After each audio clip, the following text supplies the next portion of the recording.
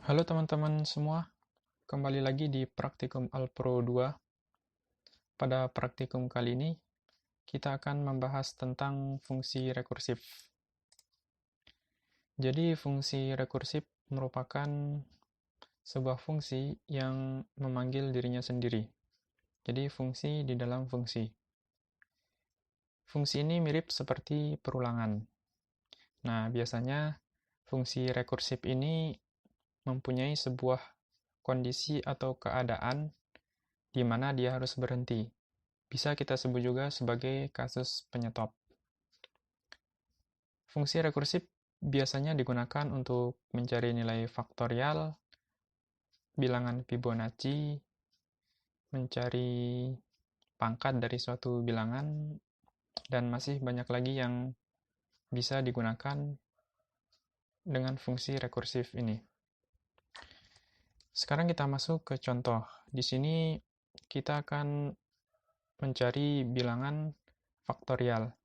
Nah, di sini saya akan mencontohkan dengan menggunakan fungsi rekursif dan juga perulangan. Oke, pertama kita buat sebuah fungsinya dulu.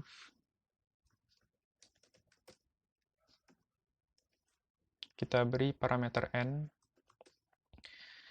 Kemudian di sini kita buat kasus penyetopnya terlebih dahulu. Jika n itu sama dengan 1, maka return n, kembalikan nilai n jika dia 1.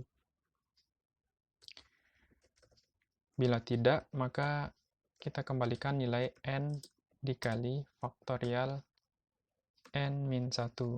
Nah, disinilah penggunaan fungsi faktorial ini. Nah, fungsi ini akan memanggil dirinya sendiri apabila n ini tidak bernilai 1 atau belum bernilai 1. Dia akan terus memanggil dirinya dan terus mengurangi nilai dari n ini karena di sini kita berikan n min 1.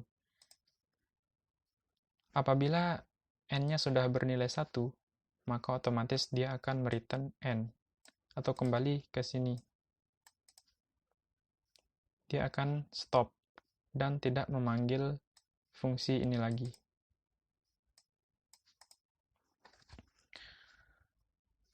Kemudian kita coba lihat hasilnya. Di sini kita print faktorial.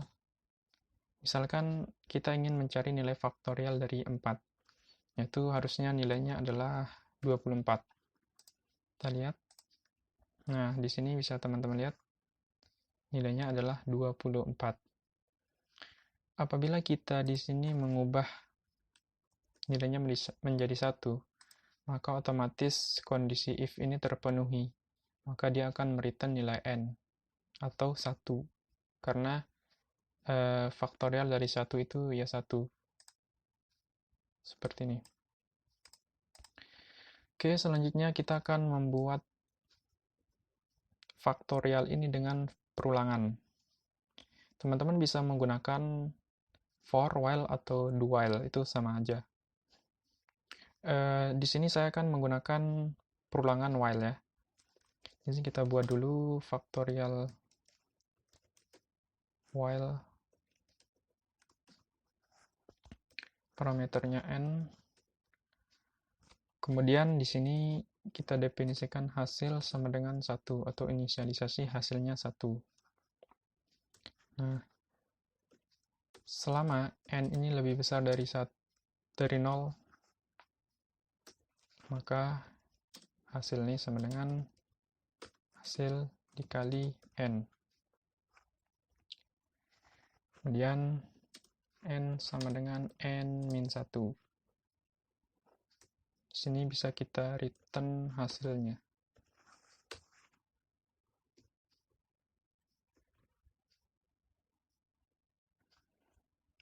Di sini kita panggil untuk melihat hasilnya. Kita print factorial while. Kita cari nilai 4. Faktorial dari 4. Oke, sebenarnya ini kita nonaktifkan. Kemudian kita run lagi. ada kesalahan. Ini harusnya, nah, seperti ini. Oke, sekarang kita run lagi. Nah, bisa teman-teman lihat hasilnya 24. Hasilnya sama saja dengan yang ini. Ini kita aktifkan lagi. Kemudian di sini kita masukkan 4. Taran, nah, di sini bisa teman-teman lihat dengan menggunakan faktorial dan perulangan hasilnya sama. Jadi bedanya itu cuman di penulisan kode aja. Jika kita menggunakan faktorial, maka kita bisa mempersingkat penulisan kode. Jika kita menggunakan for, ini kita harus menuliskan kode dengan sedikit lebih panjang. Jadi mana yang optimal itu tergantung dari program yang kita buat. Tidak selamanya faktorial ini lebih baik dari perulangan. Begitu juga sebaliknya.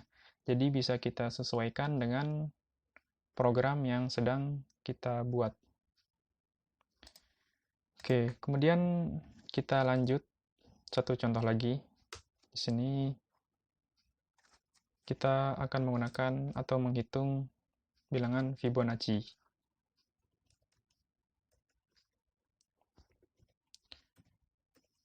Kita buat dulu fungsinya. Kemudian di sini kita buat kasus penyetopnya. Jika n sama dengan 1, maka return 1. Else if n sama dengan 0, maka return 0. Ya, bilangan Fibonacci ini mulainya dari 0 dan 1. Jadi N1 ditambah N2. Jadi 0 ditambah 1, 1. Selanjutnya N2 ditambah N3. 1 ditambah 2, 3, dan seterusnya. Oke, kemudian setelah kita buat kasus penyetopnya seperti ini, dan kita panggil lagi fungsinya. Else, di sini kita return, ini rumusnya begini. Fibonacci n-1 ditambah Fibonacci n-2. Oke, seperti ini. Jadi bisa teman-teman lihat di sini,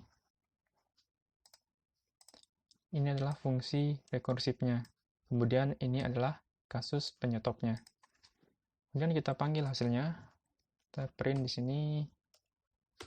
Misalkan Fibonacci dari 10.